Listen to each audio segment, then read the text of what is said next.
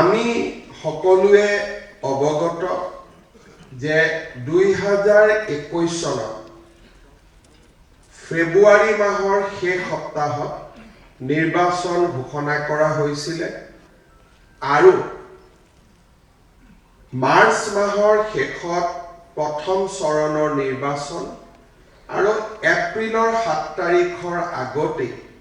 সমগ্ৰ নিৰ্বাচনী প্ৰক্ৰিয়া সমাপ্ত হৈছিল। যদি সেই দৃষ্টিভংগীৰে আমি চাবলৈ যাওঁ তেতিয়া হলে আজিৰে পৰা 60 দিনৰ ভিতৰত বিধানসভাৰ নিৰ্বাচন ঘোষণা কৰা হ'ব। তাৰ পৰিপ্ৰেক্ষিতত আজি আমি মিলিত হৈছো আৰু এক প্ৰকাৰ আমি ইংৰাজীত যাক কাউণ্টডাউন বুলি কওঁ, আমি নিৰ্বাচনী কাউণ্টডাউন সন্মুখত ৰাখি আজি আমি কাৰ্যনিৰ্বাহকত মিলিত হৈছো। মই যিমান দূৰ বিশ্বাস কৰোঁ নিৰ্বাচনৰ আগতে আমাৰ এইখনে শেষ কাৰ্যনিৰ্বাহক। ইয়াৰ পৰা আমি যিখিনি মেছেজ বা যিখিনি আমি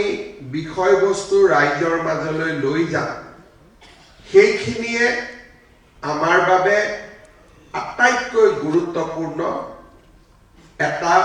সংবাদ হ'ব, গুৰুত্বপূৰ্ণ ব্যৱস্থা হ'ব। এইবাৰ অসমৰ নিৰ্বাচন পোষ্ট ডিলিমিটেশ্যন অৰ্থাৎ সমষ্টি পুনৰ্গঠনৰ পিছত নিৰ্বাচন হ'ব আৰু স্বাভাৱিকতে সমষ্টি পুনৰ্গঠনে আমাৰ খিলঞ্জীয়া অসমীয়া ভাৰতীয় ৰাইজৰ মাজত এটা সুৰক্ষাৰ মনোভাৱো সৃষ্টি কৰিছে। যোৱা 5টা বছৰত 2021 চনৰ পিছত ৰাজ্যত অভূতপূৰ্ব উন্নয়ন হৈছে আৰু তাৰ প্ৰাকখনত 2016 চনৰ পৰা 2021 চনৰ ভিতৰত কোভিডক নিয়ন্ত্ৰণকে আদি কৰি কেইবাটাও নতুন কামৰ শুভাৰম্ভণি আমি দেখা পাইছিলোঁ। যোৱা 10টা বছৰত বিজেপিৰ শাসনকালত আমাৰ জাতীয় জীৱনলৈ অভূতপূৰ্ব পৰিৱৰ্তন হৈছে। এটা সময়ত পৰিৱৰ্তনৰ কথা আমি কোৱাৰ প্ৰয়োজন আছিল। আজি পৰিৱৰ্তন আমি দেখা পাওঁ। পৰিৱৰ্তন আমাৰ সন্মুখত স্পষ্ট। নিজৰ গাঁওখনত আমি পৰিৱৰ্তন দেখা পাওঁ, নিজৰ নগৰত আমি পৰিৱৰ্তন দেখা পাওঁ আৰু আমি যি স্থানলৈ অসমলৈ যাওঁ তাতে আমি পৰিৱৰ্তন দেখা পাওঁ। ভাৰতীয় জনতা পাৰ্টিৰ বাবে অসমৰ বিকাশ অত্যন্ত গুৰুত্বপূৰ্ণ আৰু তাৰ বাবে যোৱা বছৰ কেইটা প্ৰধানমন্ত্ৰী নৰেন্দ্ৰ মোদী ডাঙৰীয়াৰ নেতৃত্বত কেইবাটাও অসমৰ ৰাইজে কেতিয়াও চিন্তা নকৰা কেইবাটাও অভিলাষী প্ৰকল্প অসমত আৰম্ভ হ'ল। গুৱাহাটী বিমানবন্দৰ আজি দেশৰ ভিতৰতে নহয় বিশ্বৰ ভিতৰতে এটা চকুত লগা বিমানবন্দৰ। যিটো সময়ত সকলোৱে নামৰূপৰ সাৰ কাৰখানাৰ ৰিভাইভেল পাহৰি গৈছিল, যে নামৰূপৰ গতিও হিন্দুস্তান পেপাৰ নিগমৰ দৰে হ'ব, মানুহে তাক মানি লৈছিল।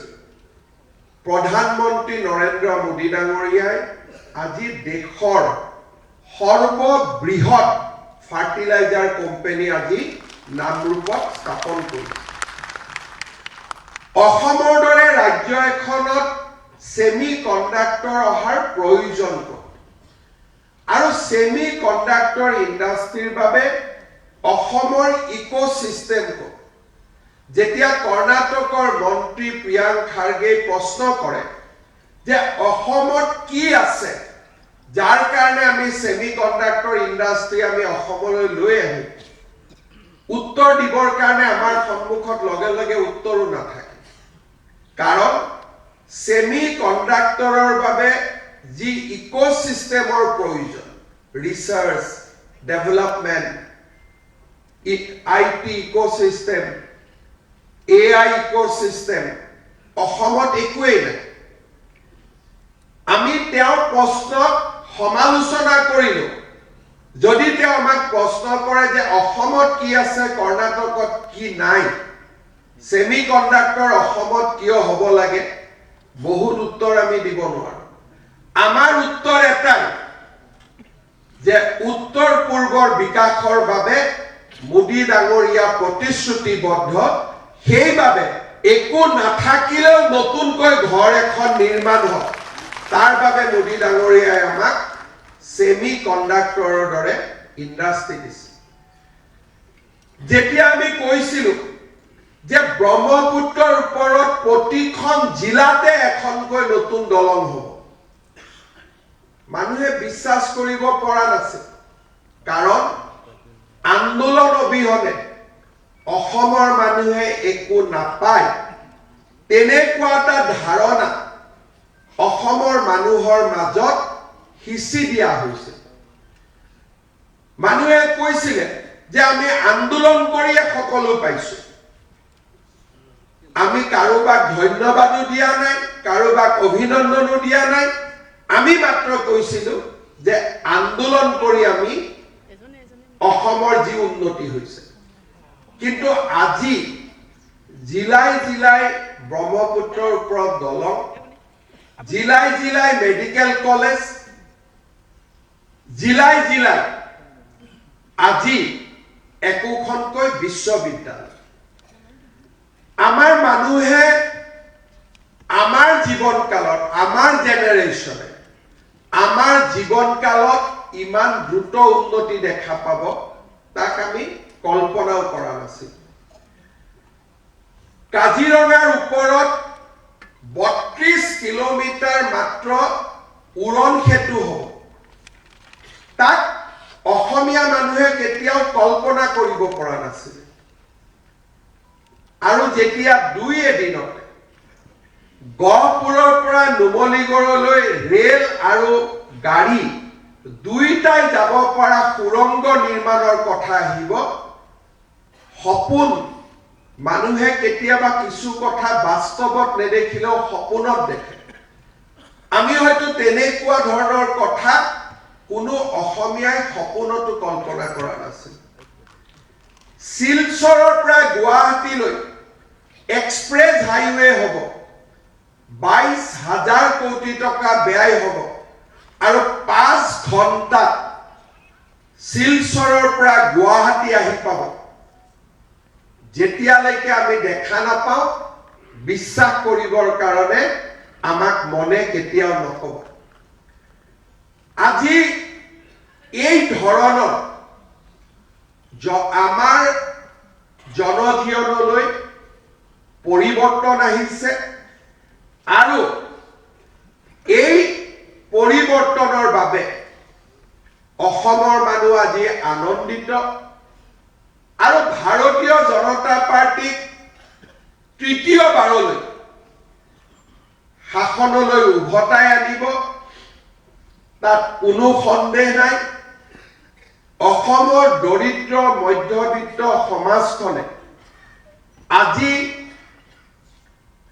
অৰুণোদয়ৰ পৰা আৰম্ভ কৰি আমি গ্ৰহণ কৰা আঁচনিসমূহে জনসাধাৰণক পদুলিত নহয় জনসাধাৰণৰ হৃদয়ত ভাৰতীয় জনতা পাৰ্টিক প্ৰতিষ্ঠা কৰিছে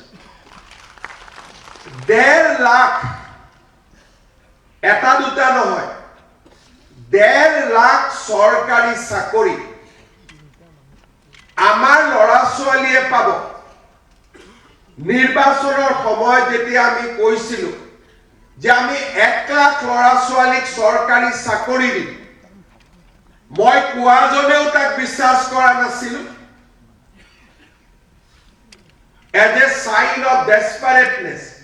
যে বিজেপি শাসনত আনিব লাগিব গতিকে ঘোষণা কৰি দিও পিছত দেখা যাব যি হ'ব হ'ব আমি নিজেও ভবা নাছিলো যে অসমত কোনোবা এটা চৰকাৰে 5 বছৰত 1 লাখ চাকৰি দিব পাৰিব দুৰ্নীতিৰ অভিযোগ নাথাকিব আৰু যেতিয়া 5 বছৰ পিছত আমি উভতি চাওঁ এই 1 লাখ নহয় প্ৰায় 2 লাখৰ ওচৰা ওচৰিলৈকে আমি চৰকাৰী চাকৰি দিবৰ বাবে সফল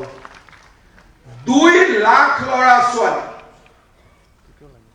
আমি কেতিয়াও কল্পনা কৰিব পৰা নাছিল চাহ বাগিচাৰ শ্ৰমিকে ভূমিৰ অধিকাৰ পাব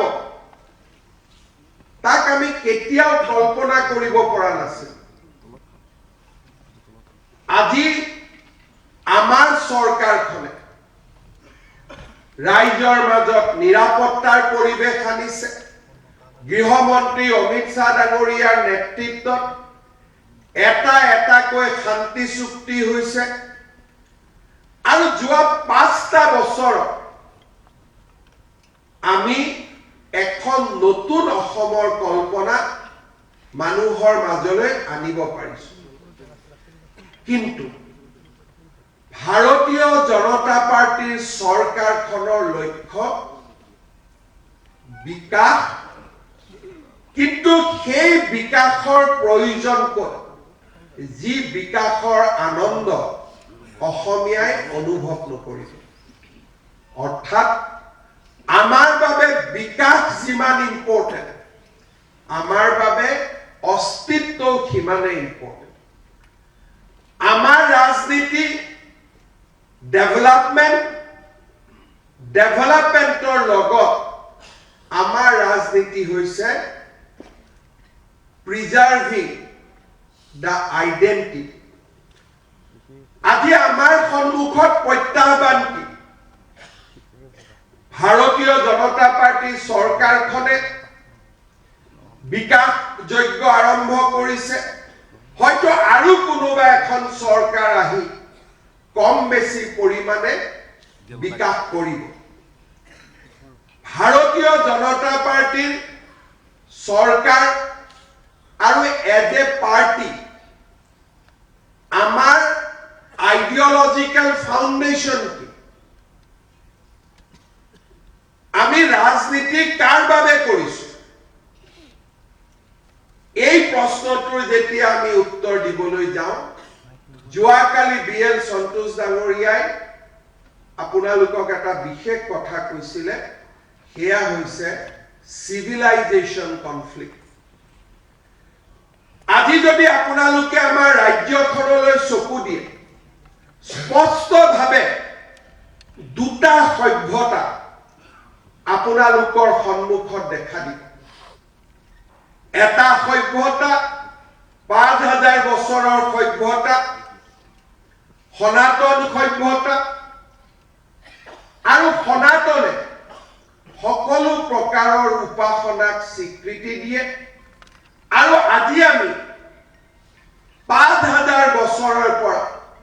ভাৰতৰ সংবিধান প্ৰণয়ন হোৱাৰ বহু আগৰৰ পৰা বসুধৈৱ কুটুম্বকম সকলোৰে শান্তি হওক সকলোৰে বিকাশ হওক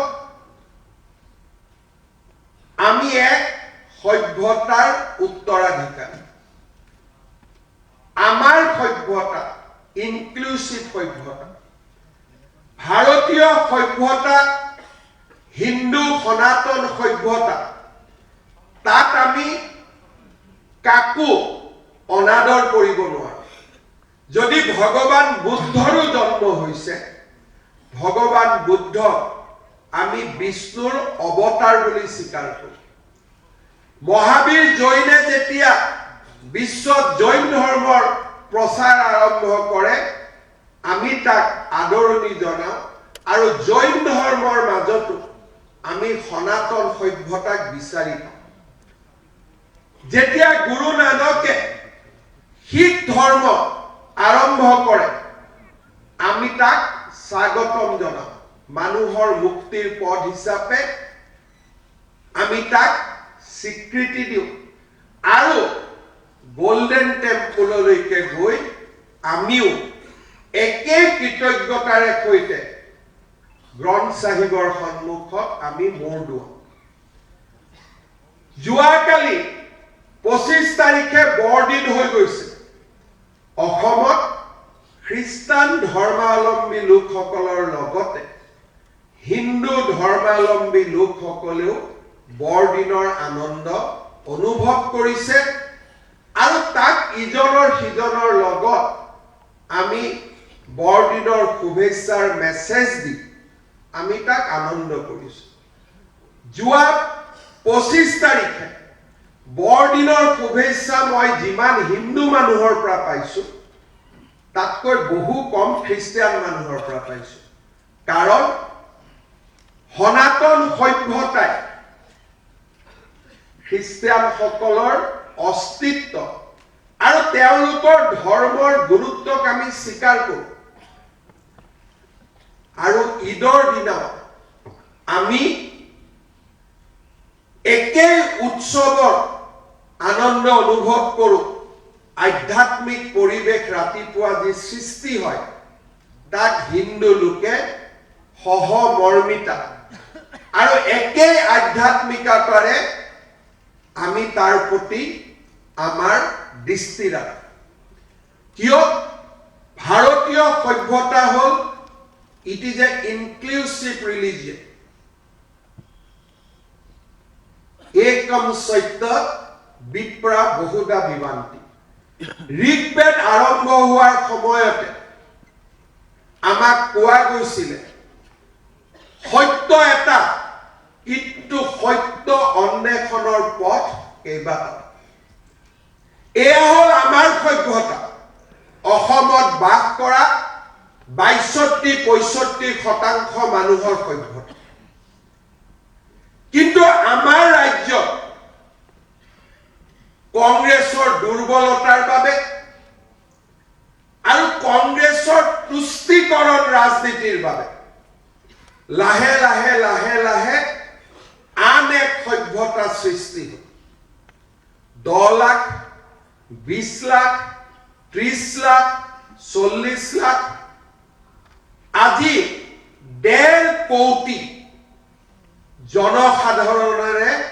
সমৃদ্ধ এটা নতুন সভ্যতা। 2011 সেন্সাছত আমি অসমত হিন্দু আৰু মুছলমানৰ যেতিয়া ব্ৰেকআপ চাওঁ, মুছলমান 34%, 3% অসমীয়া মুছলমানক যদি আমি বাদ দিওঁ, বাংলাদেশৰ পৰা বিভিন্ন সময়ত প্ৰব্ৰজন কৰা মুছলমান মানুহৰ সংখ্যা আজি অসমত 2011 চনত 31%। 2021 সেন্সাস হোৱা নাই। প্ৰত্যেক সেন্সাসতে 4% ইনক্ৰিজ হয়। 2021 পৰা 25 হ'ল আৰু 5 বছৰ আৰু 2%। 2027 যেতিয়া সেন্সাসৰ প্ৰতিবেদন ওলাব, অসমত বাংলাদেশী মূলৰ মিয়া মুছলমানৰ সংখ্যা 40%ৰ আশে-পাশে হ'ব। কোনোবাই ক'ব পাৰে যে ঠিক আছে, তেওঁলোকো থাকিব, আমিও থাকিম, কিন্তু আমাৰ ধৰ্মই সকলোকে আদৰি লয়। আজি বাংলাদেশৰ শেহতীয়া ঘটনাৱলীয়ে আমাক সকলোকে স্পষ্টভাৱে বুজাই দিছে, they believe in exclusiveness. সৰ্বশক্তিমান আল্লাহক বাদ দি আমি যাৰে উপাসনা কৰিছো তাক আমি কেতিয়াও স্বীকাৰ কৰিব নোৱাৰো। ৰাষ্ট্ৰ ডাঙৰ নে ধৰ্ম ডাঙৰ? ধৰ্ম ডাঙৰ। যদি এজন হিন্দু খুদা হয় আপোনাৰ বাবে আটাইতকৈ ডাঙৰ কি জননী জন্মভূমি স্বৰ্গাদপি গৰিয়সী হিন্দুৱে ৰাষ্ট্ৰৰ প্ৰতি সমৰ্পণ এয়া হৈছে আমাৰ লক্ষ্য এই প্ৰসংগ মই কিয় উত্থাপন কৰিছো ভাৰতীয় জনতা পাৰ্টিৰ মঞ্চ আমি বিকাশৰ কথা কওঁ আমি নিজৰ আশা আকাংক্ষাৰ কথা কওঁ কিন্তু যদি সন্মুখত জাতি নাথাকে সন্মুখত যদি মাটি নাথাকে সন্মুখত যদি আমাৰ ধাৰ্মিক স্থান নাথাকে আমি মৰিখালিত গৈ বিধায়ক হ'ম নেকি আমি মৰিখালিত গৈ সংসদ হ'ম নেকি যোৱাকালিলৈকে এই কথাবোৰ কোনোবাই ৰাজনৈতিক উদ্দেশ্যত কোৱা যেন লাগিছিল কিন্তু আজি বাংলাদেশত যেতিয়া দীপু দাসক জীৱন্তে অগ্নিদগ্ধ অৱস্থাত আমি দেখা পাওঁ তেতিয়া অসমীয়াই 20 বছৰ পিছত আমি কি পৰিস্থিতিৰ সন্মুখীন হ'ব লাগিব তাক আজি সকলোৱে স্পষ্টভাৱে দেখা পাইছে যোৱা ঈদৰ সময়ত মই ধুবুৰীলৈ যাবলগীয়া হৈছে ধুবুৰীৰ প্ৰতি ঘৰ মানুহৰ সন্মুখত গোমাংসৰ ব্যৱসায় কৰা হৈছিল আৰু কোনো লোকধাক নকৰাকৈ গোমাংসৰ ভক্ষণ কৰা হৈছিল আজি নামনি অসমত আৰু মধ্য অসমত প্ৰতিটো দিনেই এগৰাকী হিন্দু ছোৱালী লাভ জেহাদৰ বলি হয় আজি প্ৰতিটো দিনেই কোনোবা হিন্দু মানুহে কোনোবা অসমীয়া মানুহে নিজৰ মাটি কাৰোবাক বিক্ৰী কৰি নগৰ আৰু মহানগৰলৈ গতি কৰিছে আমি বহুত সময়ত আলোচনা কৰো চিকেন নেকৰ দুইফালে কোন আছে আজি তাত হিন্দু মানুহ নাই কোন আছে যিসকলে বাংলাদেশৰ পৰা আহি অসমত তেওঁলোকে নিগাজিকৈ বহিছে কেতিয়া বহিছে 51 চনত আহিছে 71ত আহিছে 61ত আহিছে ইৰিলেভেন্ট কালি যদি ভাৰত আৰু বাংলাদেশৰ যুদ্ধ হয় যদি ভাৰত আৰু বাংলাদেশৰ যুদ্ধ হয় এই মানুহখিনিয়ে কাৰ পক্ষত থিয় দিব কাৰণ এজন ভাৰতীয় মানুহ যদি বিদেশতো থাকে আমি কি কওঁ বিদেশত আপোনজন তেওঁ মনত ভাৰতীয়ত্বটো এৰি দিব নোৱাৰে বিশ্বত এনেকুৱা এখন দ্বিতীয় ৰাজ্য নাই যিখন ৰাজ্য মূল অধিবাসী আজি 60ৰ তলত নামিব আৰম্ভ কৰিছে আৰু বাংলাদেশী মূলৰ মানুহ 40% পৰা আগবাঢ়ি গৈ থকাৰ প্ৰক্ৰিয়া আজি আমি আমাৰ চকুত দেখা পাইছো যেতিয়া মই ৰাজনীতি আৰম্ভ কৰিছিলো সদৌ অসম ছাত্ৰ সন্থাৰ মজিয়া সেই সময়ত 21%ৰ পৰা আজি 40%লৈ বাংলাদেশী মূলৰ লোকৰ বৃদ্ধি মোৰ জীৱনকালত মই দেখিছো অৰ্থাৎ মোৰ সন্তানে তেওঁলোকৰ জীৱনকালতে অসমীয়া মানুহক 30%লৈ 35%লৈ নামি অহা নিজ চকুৰে দেখা আজি এইসকল লোকৰ লয়ালিটি ক'ত তেওঁলোকৰ খুৰা কেতিয়াও বাংলাদেশত আছে তেওঁলোকৰ মামাক বাংলাদেশত আছে ককাক বাংলাদেশত আছে আজি ভাৰত আৰু বাংলাদেশৰ মাজত সংঘাত হোৱাৰ সময়ত মানুহে কয় নৰ্থ ইষ্ট আমি লৈ লম নৰ্থ ইষ্টটো যুদ্ধ কৰি ল'ব নালাগে যিদিনাখনে 50% পাৰ কৰিলে সিদিনাখনে নৰ্থ ইষ্ট তেওঁলোকৰে হ'ল কাৰণ সেই জনসংখ্যাই বিধানসভাত প্ৰতিনিধিত্ব কৰিব আজি যদি আমি ভাবো যে ডিব্ৰুগড় তিনচুকীয়া এই ৰোগৰ আক্ৰান্ত নহয় যোৱা কেইটামান দিনত আমি এটা নতুন নিয়ম কৰিছিলো যে মানুহৰ মাটি যদি হিন্দুৰ পৰা মুছলিমলৈকে ট্ৰান্সফাৰ হয় মুছলমানৰ পৰা হিন্দুলৈকে ট্ৰান্সফাৰ হয় চৰকাৰৰ অনুমোদন ল'ব লাগিব মই পৰিসংখ্যা দেখি আচৰিত হৈছিলো যে তিনিচুকীয়া জিলা আটাইতকৈ বেছি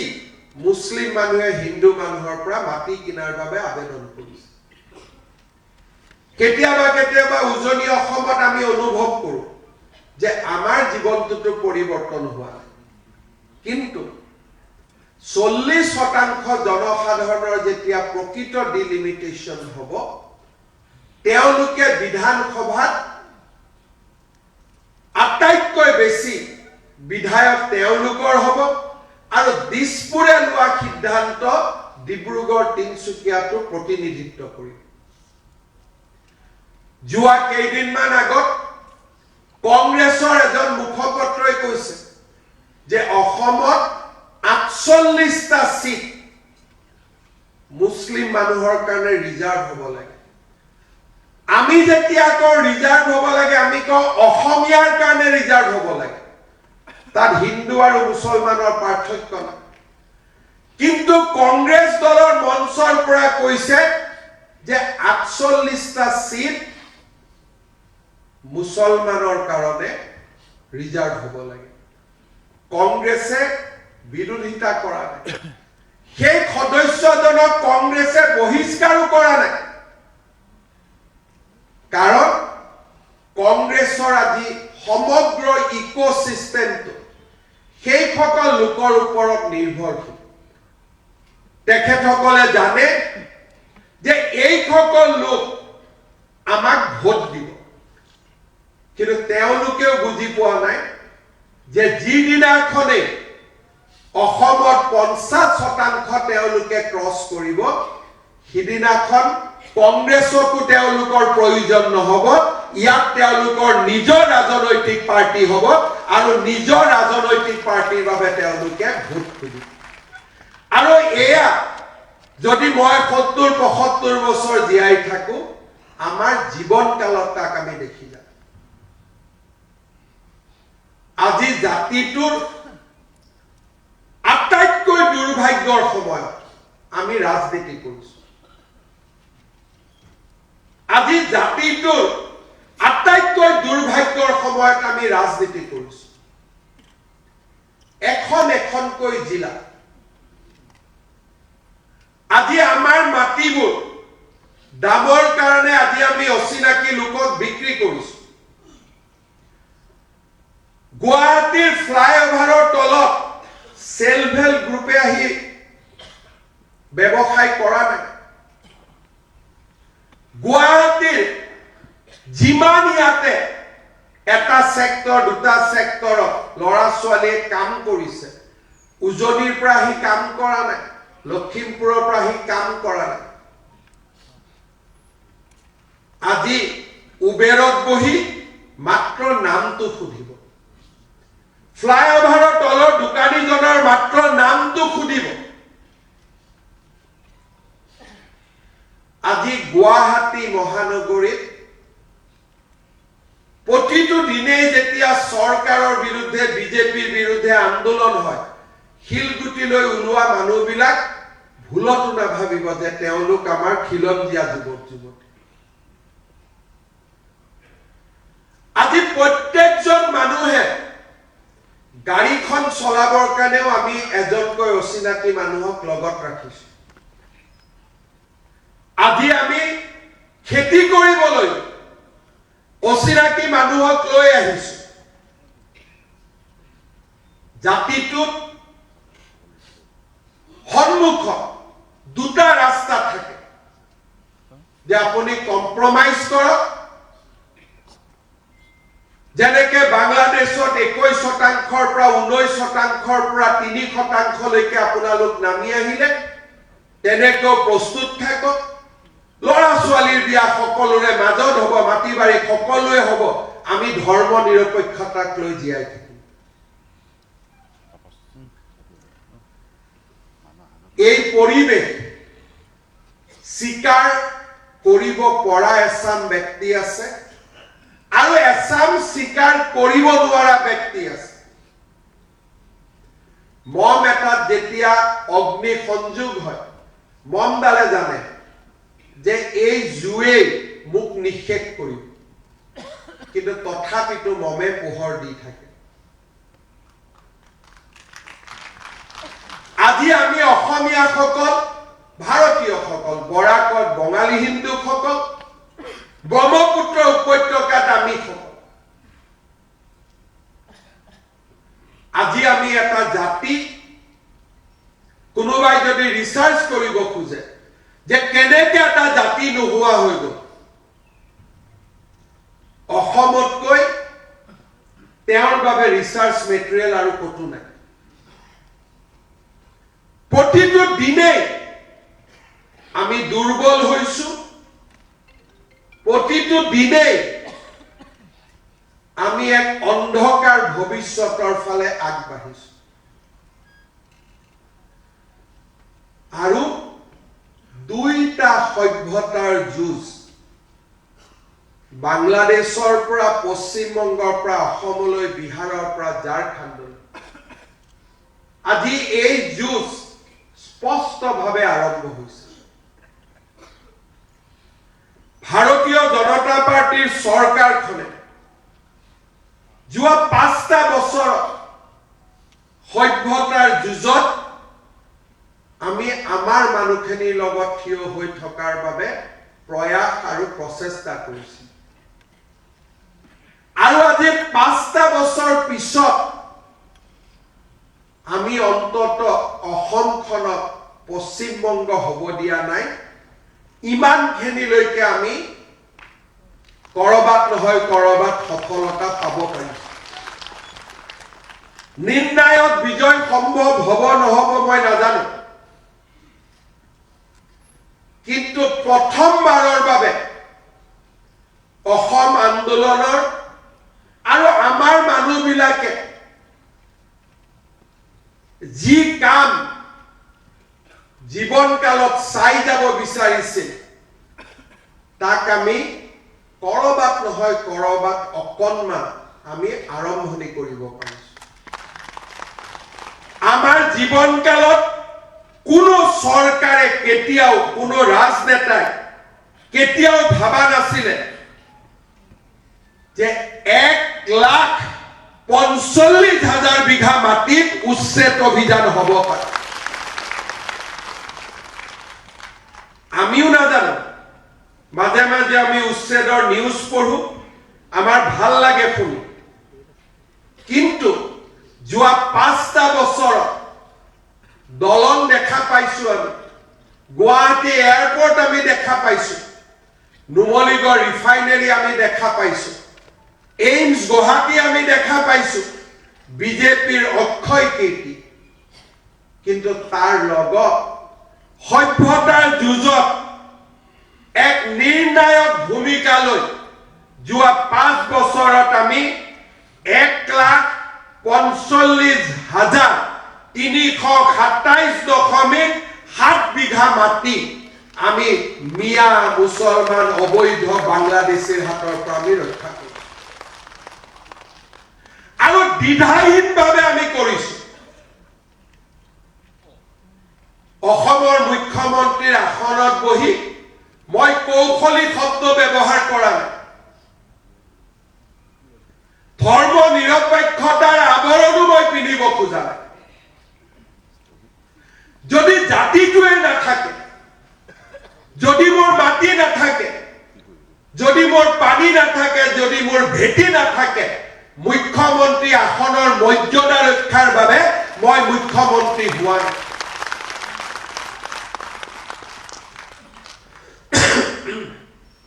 আজি প্ৰথমবাৰৰ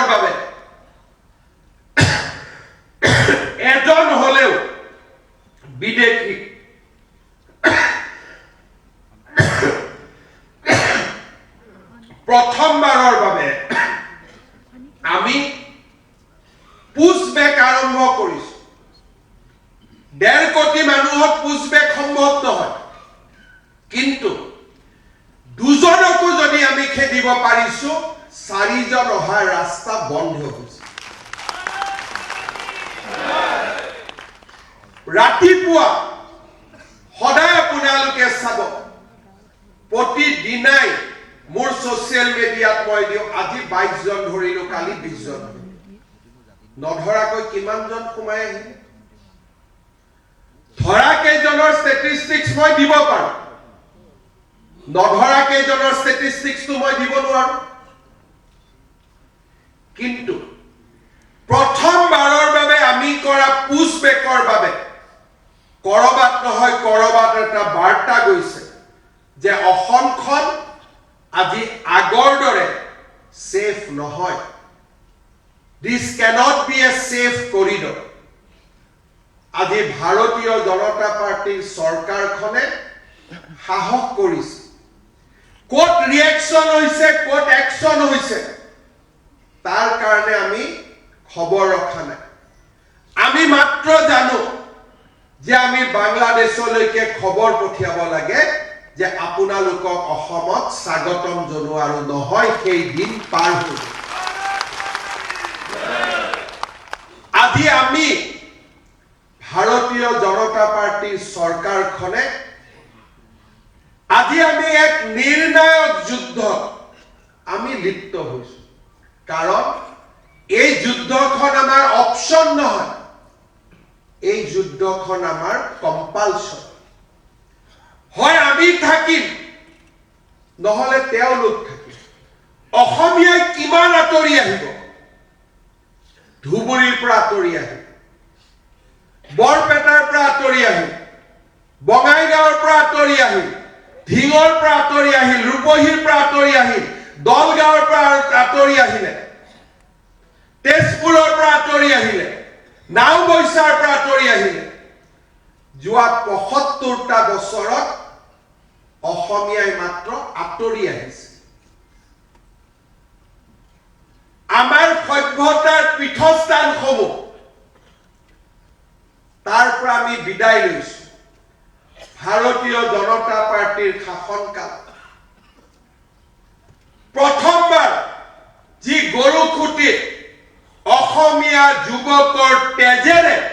কোনোবাই ফাকুৱা খেলিছিল আজি তেওঁলোকক আমি তাৰ পৰা বিদায় দিছো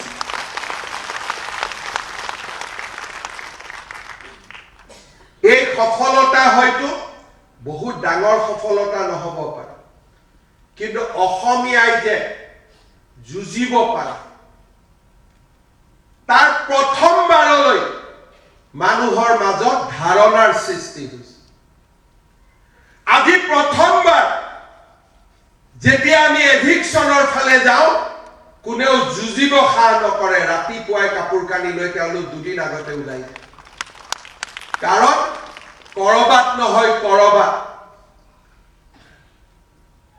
কোনোবাৰ নহয় কোনোবাৰ মনত এটা ধাৰণাৰ সৃষ্টি হৈছে যে অসমীয়া এতিয়া যুঁজিবলৈ ভয় নকৰে ভাৰতীয় জনতা পাৰ্টিৰ চৰকাৰ অবিহনে আজি অসমৰ পৰিৱেশ আপোনালোকে এটা দিনৰ বাবে কল্পনা কৰক অসম সচিবালয় মই যোৱা 25 বছৰ বহিছো 2014 চনলৈকে দিনত কমসে কম 5000 মানুহ আহিছিল এই অচিনাকি লোকসকল আজি অসম সচিবালয় ৰুমে ৰুমে ঘূৰক এজনো অচিনাকি মানুহ অতিথি হৈ অহা দেখা নাপাব আজি কৰবাত বৰাকত বঙালী হিন্দু অসমত অসমীয়া আৰু আন জাতি সত্তাসমূহে কৰবাত যেতিয়া নিৰাপত্তা অনুভৱ কৰে তেওঁলোকৰ বাবে এটা ঠিকনা এটা আছে এটা আশ্ৰয় আছে সভ্যতাৰ যুঁজত আটাইতকৈ ডাঙৰ ক্ষতি কোনে কৰে যেতিয়া মোগল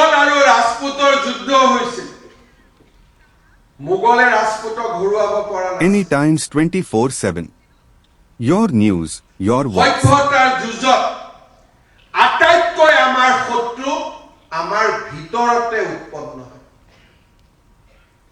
বাহিৰত উৎপন্ন নহয় ভাৰতৰ ইতিহাস আমি চাব পাৰোঁ ভাৰতীয়সকল কেতিয়াও পৰাজিত হোৱা নাছিল কিন্তু যেতিয়া কোনোবা ৰজাৰ মন্ত্ৰীয়ে ৰজাক যেতিয়া বিদ্ৰোহ কৰিছিলে কোনোবা যেতিয়া শাসনত থকা উন্নত ব্যক্তি মোগলৰ ওচৰত বিক্ৰী হৈছিল তেতিয়াই ভাৰতীয় শাসনৰ অৱসান ঘটিছিল তেওঁলোকৰ লক্ষ্য কি তেওঁলোকক অসমখন লাগে আজি ৪৮টা চিট বিচাৰিছে কালি ৫০টা বিচাৰিছে তেওঁলোক দেখা শত্ৰু কিন্তু আমাৰ মাজৰ এছামে কি বিচাৰিছে বঙালী বেলেগ হিন্দীভাষী বেলেগ অসমীয়া বেলেগ দুদিন পিছত কামৰূপীয়া বেলেগ নলবাৰীয়া বেলেগ উত্তৰ অসম বেলেগ নামনি অসম বেলেগ বৰাক উপত্যকা বেলেগ আমি যেতিয়া জাতিটোক ৰামধেনু সদৃশ আমি যুঁজিবৰ কাৰণে প্ৰস্তুত কৰিছো তেওঁলোক সিমানেই সক্ৰিয় যে কেনেকৈ আমাৰ জাতি সত্তাৰ মাজত সংঘাত সৃষ্টি কৰিব কেনেকৈ এজন এজনকৈ আমাৰ জাতি অসমীয়া লোকসকলৰ মাজত আমি কাজিয়া কৰিম বঙালীৰ বিপক্ষে হিন্দীভাষীৰ বিপক্ষে আৰু যেতিয়া আমি নিজৰ কাজিয়াত ব্যস্ত থাকিম প্ৰতিদিনে 40% 42% হ'ব 42-44% যিসকল মানুহে অসমীয়া বিহাৰী অসমীয়া বঙালীৰ সংঘাতত ৰাতিৰ ভিতৰতে তৎপৰ হৈ উঠে কেতিয়াবা তেওঁলোকক অবৈধ বাংলাদেশী মিয়াৰ বিৰুদ্ধে এষাৰ মাত মতাও কোনোবাই দেখিছে আজি জাতিটোক ভিতৰৰ পৰা দুৰ্বল কৰা অসমীয়াৰ আবেগক ব্যৱহাৰ কৰি সভ্যতাৰ যুঁজত আমাক পৰাজিত কৰাৰ নিকৃষ্ট ষড়যন্ত্ৰ চলিছে ভাৰতীয় জনতা পাৰ্টিৰ অৱৰ্তমানত অসমীয়াই 50 বছৰ আমি দেখা নাপাওঁ মাত্ৰ আমাৰ হাতত কেইটামান বছৰৰ সময় আছে আপোনালোকে দেখা পাইছে যোৱা 6টা মাহত অসমখনক অস্থিৰ কৰা কিমান ষড়যন্ত্ৰ আৰম্ভ হৈছে কাৰণ আজি তেওঁলোকে বিচাৰে যে অসমত তৃতীয়বাৰৰ বাবে বিজেপি শাসনত আহিব নালাগে আজি যদি কাৰ্বি আংলং কালি তিনিচুকীয়া পৰখি ডিব্ৰুগড় পৰখি কামৰূপ পৰখি নলবাৰী প্ৰতিটো দিনেই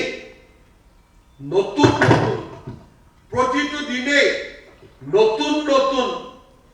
একোটা সমস্যা আৰু তেখেতসকলৰ নেতৃত্বতে আজি আমাক দুৰ্বল কৰা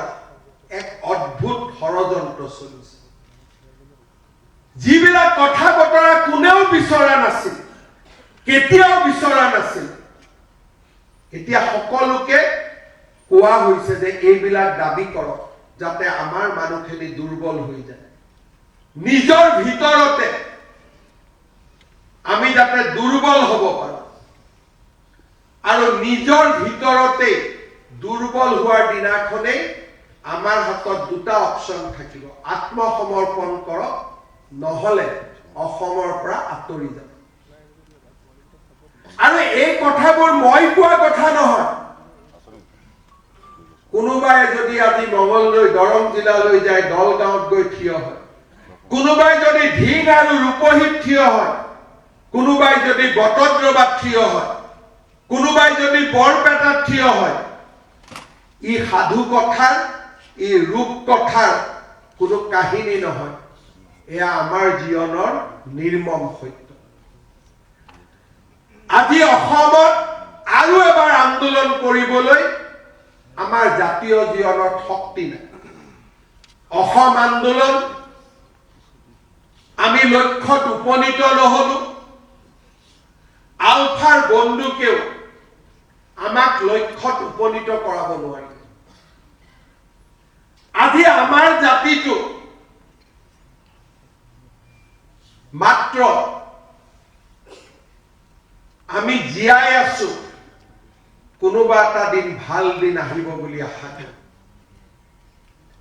ভাৰতীয় জনতা পাৰ্টি আজি এই সভ্যতাৰ যুঁজত আমি একমাত্ৰ সৈনিক আমি একমাত্ৰ যুঁজা ভাৰতীয় জনতা পাৰ্টিৰ অবৰ্তমানত আজি সভ্যতাৰ যুঁজত আমি পৰাজিত হম আৰু এবাৰ উভতাই কাৰোবাক ধৰিবৰ বাবে আমাৰ হাতত আৰু শক্তি নাথাকে আমি কি কৰিম আমি কম্প্ৰমাইজ কৰিম ডাঙৰ ছোৱালী কৰবাত বিয়া হ'ব সৰু ছোৱালী কৰবাত বিয়া হ'ব অফিচত আমি একেলগে উৎসৱ পালন কৰিম আমি শংকৰ আজানৰ কথা কৈ থাকিম মই মাজে মাজে চিন্তা কৰো শংকৰ মাধৱৰ পৰা শংকৰ আজান কেনেকৈ সৃষ্টি হ'ল আমিতো জানিছিলো শংকৰ মাধৱ কিন্তু বাওপন্থী লোকসকলে আমাৰ মাজত সোমাই দিলে যে মাধৱ নোহোৱা কৰি দিলে শংকৰ আজান ক'ৰ পৰা বাঘ হাজৰিকাৰ উৎপত্তি হ'ল কোনেও নাজানে অসমীয়া মানুহক বুজোৱা হ'ল যে তোমালোকে মিলা মিছাৰে থাকিব লাগিব মিলা মিছা মানে কি তুমি ধুবুৰীত থাকিব নোৱাৰা আমি থাকিম তুমি গোৱালপাৰাত থাকিবা আমি থাকিম তুমি ধিঙত নাথাকিবা আমি থাকিম তোমালোক মাত্ৰ আঁতৰি আঁতৰি গৈ থাকা সেইটোৱে হৈছে আমি মিলা প্ৰীতিৰে থাকিম মিলা প্ৰীতিৰ অৰ্থ তুমি আধা মই আধা নহয় মিলা প্ৰীতিৰ অৰ্থ তুমি লাহে লাহে পিছুৱাই গৈ থাকিবা এই অৱস্থাক ভাৰতীয় জনতা পাৰ্টিয়ে যদি মানি লয় অসমৰ ৰাইজৰ সন্মুখত আৰু আন একো বিকল্প নাথাকিব সেয়েহে 2026 2031 2036 2041 যিমান দিনলৈ আমি জীয়াই থাকো আমাৰ বাবে প্ৰতিটো নিৰ্বাচন সভ্যতাৰ যুঁজ আমাৰ বাবে প্ৰতিটো নিৰ্বাচন জাতিটোক জীয়াই ৰখাৰ মহা সংকল্পৰ যুঁজ আৰু ভাৰতীয় জনতা পাৰ্টিৰ সদস্যসকলে ব্যক্তিগত আশা আকাংক্ষাৰ পৰা ঊৰ্ধত গৈ এই যুঁজৰ একোজন অজেয় অপৰাজিত সৈনিক হ'ব লাগিব আপোনালোকক বাদ দি জাতিটোৰ সন্মুখত এতিয়া বিকল্প নাই কোনোবা জাগাত যুঁজ চলি থাকিব কাৰ ভিতৰত যুঁজ চলিব আমাৰ ভিতৰত কাৰণ আমাৰ ভিতৰৰ মানুহে আমাক কণ্ডিশনিং কৰিছে যে বাংলাদেশী আহি থাকিব এইকাৰণে তোমালোক চিন্তা কৰিব নালাগে আমিতো আজানৰ দেশৰ মানুহ আমি থাকি কোনো কথা নাই কাৰণ শংকৰ আৰু আজান আছে কেতিয়াবা শংকৰদেৱ আৰু আজান ফকীৰৰ মিটিং হৈছিলে নেকি অসমৰ ইতিহাসত এনেকুৱা কিবা তথ্য আছে নেকি কতোতো এনেকুৱা তথ্য নাই কিন্তু এই কথাবিলাক আমাৰ মূৰত সোমাই দিয়া হৈছিল আৰু আজি কিছুমান অসমীয়া মানুহে মোকেই ক'ব যে হিমন্ত বিশ্ব শৰ্মাই কৈ দিলে শংকৰ আজান নাই বুলি হয় মই কৈছো অসমৰ মুখ্যমন্ত্ৰী হিচাপে কৈছো শংকৰ মাধৱ আছে শংকৰ আজান অসমত নাছিলে শংকৰদেৱৰ প্ৰপণ্ড শিষ্য মাধৱদেৱ আছিল হয় আছে আজান ভূমি নিজৰ জাগাত আছে শংকৰ আৰু আজানক সংলগ্ন কৰি আমাৰ যুঁজখন দুৰ্বল কৰিব নালাগে লাচিতৰ লগত বাঘ হাজৰিকাক থিয় কৰি আমাৰ যুঁজখন দুৰ্বল কৰিব নালাগে কোনোবা যদি বাঘ হাজৰিকা আছিলে তেওঁ নিজৰ জায়গাত থাকক কিন্তু আমি লাচিতক চাব বিচাৰো যে মোগলক পৰাজিত কৰা এজন বিশ্ব বিজয়ী ব্যক্তি হিচাপে বীৰ হিচাপে বাঘ হাজৰিকাই তেওঁৰ সৌৰ্য আৰু বীৰ্যৰ পৰা 10% কাঢ়ি লৈ যাব নালাগে কি বুজোৱা হৈছে যে মোগলক লাচিতে পৰাজিত কৰা নাছিল বাঘ হাজৰিকাৰ বুদ্ধিতহে লাচিতে মোগলক পৰাজিত কৰিলে ক'ৰ পৰা আহিলে এইটো তথ্য কোনে দিলে এইটো তথ্য কোনখন বুৰঞ্জীৰ পৰা আমাৰ এনেকুৱা ধৰণে কোৱা হয়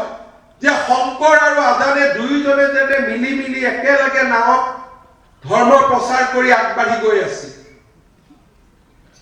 তেনেকুৱা ধাৰণা কোনে সৃষ্টি কৰিছে যিয়ে সভ্যতাৰ যুঁজত আমাক দুৰ্বল কৰিব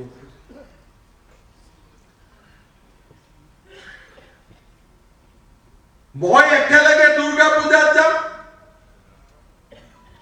বঙালী মানুহজনো একেলগে দুৰ্গা পূজাত যাব দুৰ্গা গোসানীক আমি দুয়োজনে একেলগে সেৱা কৰিম কিন্তু আমি দুইজন শত্ৰু আৰু বাংলাদেশৰ পৰা অহা সকল হল আমাৰ বন্ধু এই থিয়ৰিটো কেনেকুৱা আমি একেলগে কম গুৰু ব্ৰহ্মা গুৰু বিষ্ণু আমি একেলগে সৰস্বতী মাক পূজা কৰিম আমি একেলগে দুৰ্গা পূজাত পূজা কৰিম সৃষ্টি সৃষ্টি বিনাশনী গুণাশ্ৰয়ী গুণাময়ী আমি একেলগে কম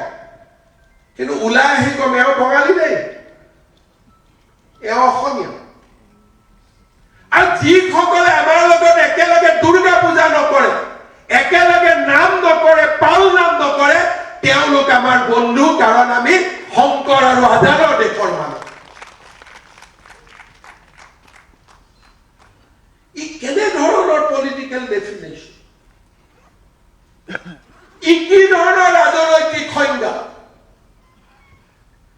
জাতিটোক ভিতৰৰ পৰা দুৰ্বল কৰা সভ্যতাৰ যুঁজত আমাক ভিতৰৰ পৰা দুৰ্বল কৰা এয়া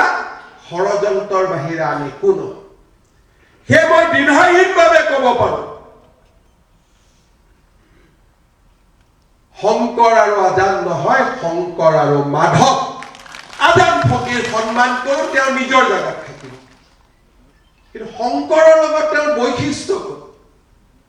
শংকৰৰ লগত তেওঁৰ আদৰ্শৰ সমন্বয় ক'ত মইতো পঢ়ি শুনি আদৰ্শৰ সমন্বয় দেখা নাই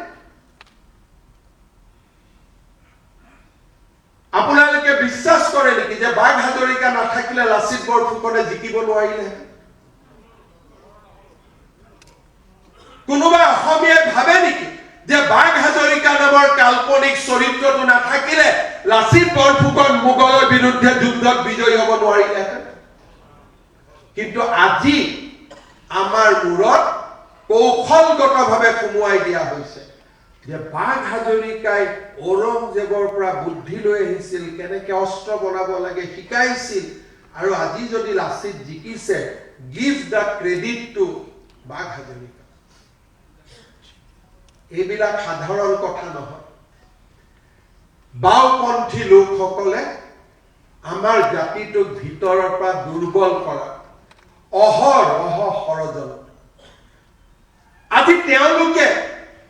আজি অসমৰ বহু মানুহে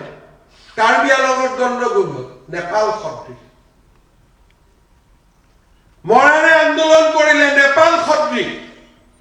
এতিয়া মোক প্ৰশ্ন কৰক নেপালতো আন্দোলন হৈ গ'ল নেপালত আন্দোলনৰ পিছত নেপালৰ প্ৰতিজন যুৱকে চৰকাৰী চাকৰি পাইছে নেকি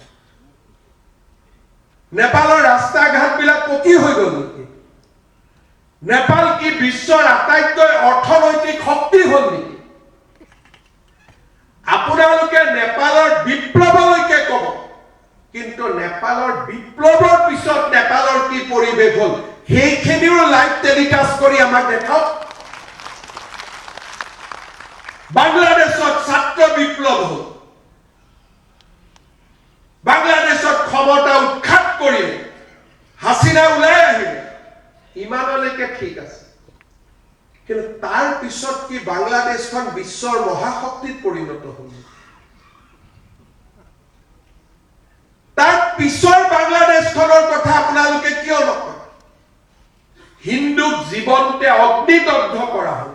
ছাত্ৰ আন্দোলন নহলে হয়তো দীপু দাসৰ কেতিয়াও মৃত্যু নহলে আপুনি উদাহৰণ আমাক দেখুৱাওক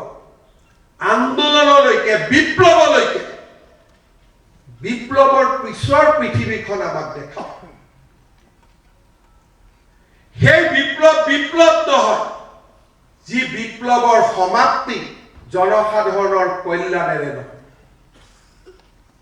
মই বিপ্লৱ কৰিছো কিন্তু জনসাধাৰণৰ কল্যাণ হোৱা নাই তাক বিপ্লৱৰ আখ্যা কোনেও দিব নোৱাৰে বিপ্লৱে সমাজৰ পৰিৱৰ্তন কৰে বিপ্লৱে সমাজক নতুন ৰূপত সজায় আৰু নৰেন্দ্ৰ মোদীৰ নেতৃত্বত 2014 ভাৰতত যি বিপ্লৱ আৰম্ভ হৈছে সেই বিপ্লৱে আজি সমাজৰ পৰিৱৰ্তন কৰিছে 2016 চনত অসমৰ ৰাইজে যি বিপ্লৱ কৰিছিলে সেই বিপ্লৱে আজি জাতিটোক জীয়াই থকাৰ প্ৰাণ দিছে নেপালৰ দৰে আন্দোলন বাংলাদেশৰ দৰে আন্দোলন অসমীয়াই কৰিছে ৰাজপথত নহয় বেলতত আৰু সেই আন্দোলনে কংগ্ৰেছক পৰাজিত কৰি এখন নতুন অসমৰ স্বপ্ন মানুহৰ মাজলৈ লৈ আহিব পাৰিছে আমাক তেনে বিপ্লৱৰ প্ৰয়োজন যি বিপ্লৱে আমাৰ জননী জন্মভূমিক সুৰক্ষিত কৰিব পাৰিব যি বিপ্লৱে আমাৰ ৰাজ্যখনক আগুৱাই লৈ যাব পাৰিব যি বিপ্লৱে এটা টকাও কাকো ঘোষ নিদিয়াকৈ 2 লাখ লৰাই চৰকাৰী চাকৰি পাব পাৰে তেনে বিপ্লৱ আজি অসমীয়াক প্ৰয়োজন প্ৰতিটো দিনতে ষড়যন্ত্ৰৰ শেষ নাই প্ৰতিটো দিনতে যোৱা 6 মাহ 7 মাহ তেওঁলোকে সমুখ সমৰত নামিছে যে আমি ষড়যন্ত্ৰ কৰিম আৰু বিজেপিক আমি পৰাজিত কৰিম কাৰণ জনবলেদি তেওঁলোকে আজি বিজেপিক হৰুৱাব নোৱাৰে অসমৰ মানুহ বিজেপিৰ লগত আছে সেইকাৰণে সাধাৰণ মানুহক আমি বিপথে পৰিচালিত কৰোঁ বিজেপিৰ পৰা নিশ্চিত বিজয় আমি ষড়যন্ত্ৰৰে কাঢ়ি লৈ যাওঁ তাৰ বাবে যোৱা 6 মাহে এছাম লোক দিনে ৰাতিয়ে ষড়যন্ত্ৰত মগ্ন হৈছে হাজাৰটা কথা ইটো হোৱা নাই সিটো হোৱা 5টা বছৰত বহুত চৰকাৰ মানুহে দেখিছে 5টা বছৰত যি কৰিব পাৰি তাতকৈ 1% কম কৰা হোৱা নাই সকলোৱে দেখিছে সকলোৱে বুজি পাইছে কিন্তু তাৰ পিছত কেনেকৈ চৰকাৰ বিজেপিক ডিসক্ৰেডিট কৰিব পাৰে আজি তাৰে ষড়যন্ত্ৰ চাৰিওফালে আৰম্ভ হৈছে 2016 চনতো মই কৈছিলো হৰাইঘাটৰ শেষ যুদ্ধ যিমান দিনলৈ অসমীয়াই যুঁজি থাকিব সিমান দিনলৈ অসমীয়া জীয়াই থাকিব কিমান দিন যুঁজিব লাগিব যিমান দিনৰ বাবে যুঁজাৰ প্ৰয়োজন হ'ব সিমান দিন যুঁজি থাকিব শেষ আমি ক'ত আছে নাজানো কাৰণ আমাৰ পূৰ্বপুৰীৰ ৰাজনীতি কৰা ব্যক্তিসকলে অসমখন কাৰোবাক গতাই দিলে দীঘলীয়া সংগ্ৰাম সভ্যতাৰ যুঁজত আমি বহু দিনলৈ যুঁজিব লাগিব মুখ্যমন্ত্ৰী কোন হ'ব বিধায়ক কোন হ'ব সাংসদ কোন হ'ব এই প্ৰশ্নৰ কোনো উত্তৰে জাতিটোক জীয়াই নাৰাখে আজি জাতিটোক ভাৰতীয় জনতা পাৰ্টিৰ দৰে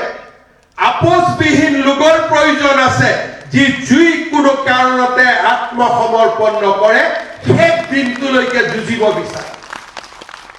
শেষ দিনটোলৈকে যুঁজিব বিচাৰে আৰু তেনেকুৱা অজস্ৰ লোকৰ প্ৰেৰণাৰ আমি প্ৰতীক হ'ব লাগিব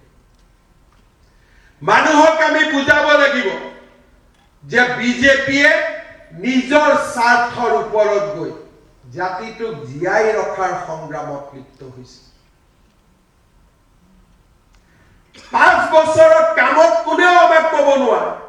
কোনেও ভবা নাছিল মহাপুৰুষ শ্ৰীমন্ত শংকৰদেৱৰ জন্মস্থানত কোনোবাই উচ্ছেদ কৰিব আৰু সেই মাটিতে আবিৰ্ভাৱ ক্ষেত্ৰ নিৰ্মাণ কৰিব কোনেও কল্পনা কৰা নাছিল যে লাচিতৰ সুবিশাল মূৰ্তি অসমীয়াই দেখা পাব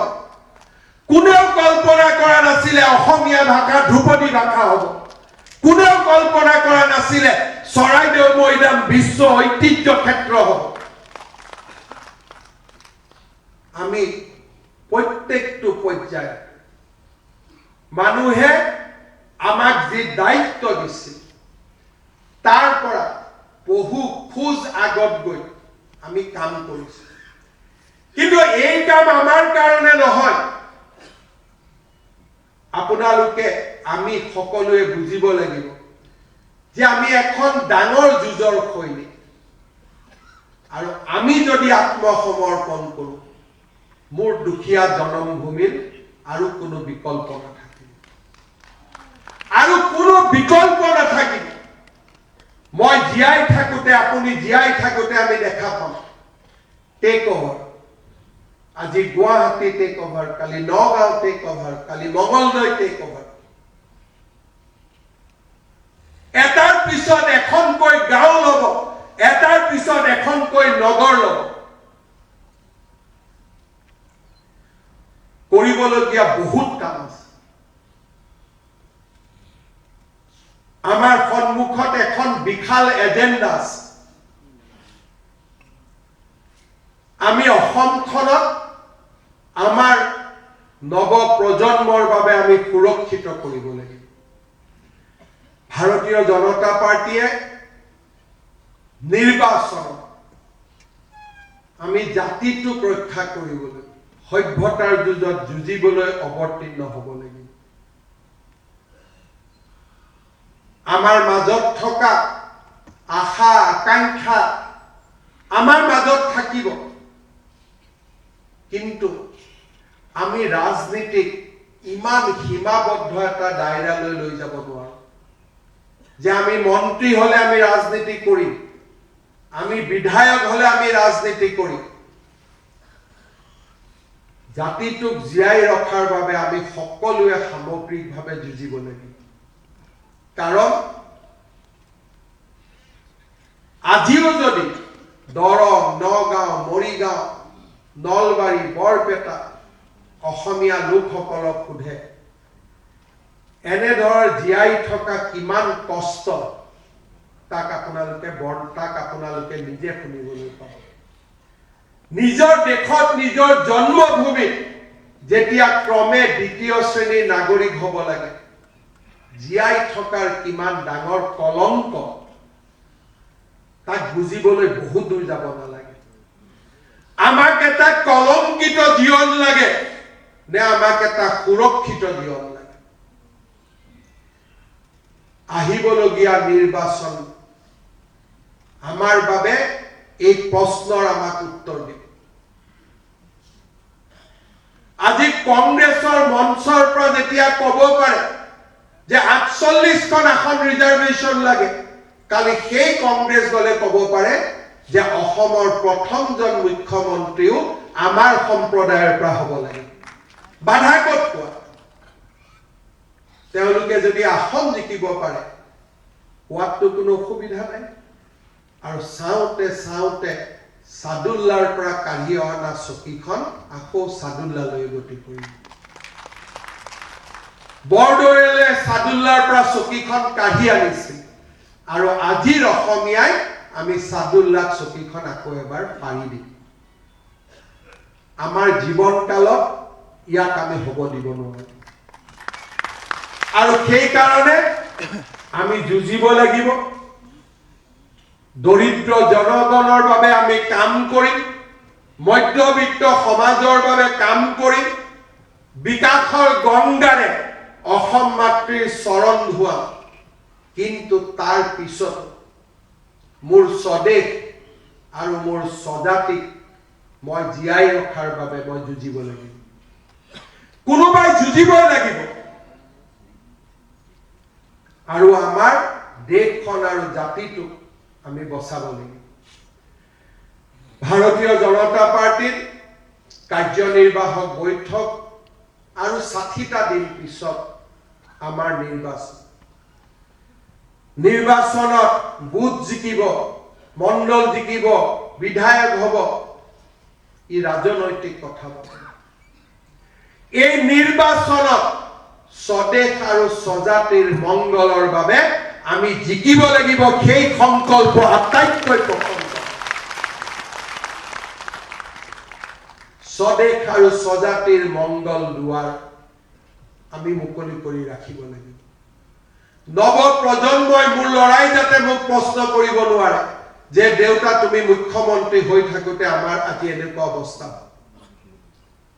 আপোনালোকৰ লৰাই যাতে আপোনালোকক প্ৰশ্ন কৰিব নোৱাৰে তোমালোক বিজেপিত থাকোতে আজি আমাৰ জাতি মাটি ভেটি নোহোৱা হ'ল। কিমান দিন জ্বলি থাকিম আমিও নাজানো, কিন্তু আমি জ্বলি থকাৰ প্ৰচেষ্টা কৰিব লাগিব। আমি জ্বলি থাকিব লাগিব যেতিয়ালৈকে আমি শেষ হৈ নাযাওঁ। ঘন ঘোৰ অন্ধকাৰৰ মাজতো কৰবাত যেতিয়া এটা পোহৰ দেখা পায়, সেই ৰাস্তা দি চাইকেল চলাই যোৱা মানুহজনৰ মনত এটা আত্মবিশ্বাসৰ সৃষ্টি হয় যে কোনোবা মোৰ এই গোটেই অন্ধকাৰ হাইৱে, দুইফালে পথাৰ, তাৰ মাজতো এটা চাকি জ্বলি আছে, তাৰমানে কোনোবা এজন আছে, মই অকলে নহয়। আপোনালোকে কল্পনা কৰক, গাঁৱৰ এটা ৰাস্তাৰ মাজেৰে গৈ আছে ৰাতি 12 বজাত, একো নাই, চাৰিওফালে ঘন ঘোৰ অন্ধকাৰ। মই চাইকেল চলাই আছো, মোৰ লাগিছে ময়ে আছো, যেনে তেনে ঘৰ গৈ পাব লাগে। সেই যাত্ৰা পথত দূৰত যেতিয়া আমি দেখা পাওঁ এটা কৰবাত চাকি জ্বলি আছে, মনত বিশ্বাস হয় যে নহয় কোনোবা এজন আছে, মই চিঞৰ এটা মাৰিলে শুনা পাব। অসমীয়া জাতিয়ে যেতিয়া দুখ আৰু বিপদৰ মাজত পথাৰখনৰ সেই চাকিটোলৈ চাব, ভাৰতীয় জনতা পাৰ্টিয়ে সেই চাকিটোক প্ৰতিনিধিত্ব কৰি জিলিকি থাকিব লাগিব। অসমীয়া লোকৰ বাবে আশাৰ বন্তি হৈ আমি জ্বলি থাকিব লাগিব। জাতি মাটি ভেটিক ৰক্ষা কৰাৰ বাবে আমি সংঘৰ্ষ কৰিব লাগিব। আমি যুঁজিম আৰু নিশ্চিতভাৱে আমি জিকিম। যদি লাচিতে নৰিয়াৰ দেহেৰে মোগলক পৰাজিত কৰিব পাৰিছিল, আজি অসমীয়া জাতি অকলশৰীয়া নহয়, অসমীয়া জাতি দুৰ্বল নহয়। অসমীয়া জাতিৰ লগত আজি নৰেন্দ্ৰ মোদী আছে, অসমীয়া জাতিৰ লগত আজি অমিত শ্বাহ আছে। ভাৰতীয় জনতা পাৰ্টিৰ এই গৌৰৱময় মঞ্চৰ পৰা পুনৰ এবাৰ মই আপোনালোকক আহ্বান জনাম, এই নিৰ্বাচন আশা আকাংক্ষাৰ নহয়, এই নিৰ্বাচন সমৰ্পণ। এই নিৰ্বাচন আকৌ এবাৰ জাতিটোৰ বাবে সমৰ্পণ কৰাৰ নিৰ্বাচন, এঘৰি যুঁজাৰ নিৰ্বাচন। অসমীয়া ভাৰতীয় সত্তাক, সনাতন সত্তাক জীয়াই ৰখাৰ এই নিৰ্বাচন। আৰু এই যুঁজৰ একোজন সৈনিক হিচাপে 26 চনলৈ সাজু হওক। নিৰ্বাচনত আমি জিকিম। প্ৰত্যেকজন সনাতনে আমাক ভোট দিব, তাক মোৰ কোনো সন্দেহ নাই। প্ৰত্যেকজন ভাৰতীয়, প্ৰত্যেকজন অসমীয়াই আমাক ভোট দিব। মই প্ৰবল আত্মবিশ্বাসী। নিৰ্বাচনৰ ফলাফল মে মাহত দিব পাৰে, মই আজিয়ে জানো। কাৰণ অসমীয়া মানুহে যদি এতিয়া শেষবাৰৰ বাবে কাবাক বিশ্বাস কৰে, তাৰেই নাম হৈছে ভাৰতীয় জনতা পাৰ্টি। কাৰোবাক যদি শেষ যে এইখনে আমাৰ শেষ নাও, ইয়াৰ এই নাৱেদি যদি আমি পাৰ হ'ব নোৱাৰো আৰু আমাৰ মাজত কোনো আশ্ৰয় নাই, সেই শেষ নাওখনক প্ৰতিনিধিত্ব কৰে ভাৰতীয় জনতা পাৰ্টি। আপোনালোকে সেই ৰাস্তাৰে, সেই পথেৰে স্বদেশ আৰু স্বজাতিক ধুনীয়া কৰক। নিৰ্বাচনত আমি জিকিবই লাগিব। হাৰা আমাৰ বাবে ৰাস্তা নহয়, পৰাজয় আমাৰ বাবে অপচন নহয়। আমি জিকিবই লাগিব, নিজৰ বাবে নহয়, সনাতনক জীয়াই ৰখাৰ বাবে, অসমীয়া ভাৰতীয়ক এই পবিত্ৰ মাটিত জীয়াই ৰখাৰ বাবে এই নিৰ্বাচনত আমি যুঁজিব লাগিব, জিকিব লাগিব। বহুত বহুত ধন্যবাদ। Vande Mataram. Anytimes 24/7. Your news, your voice.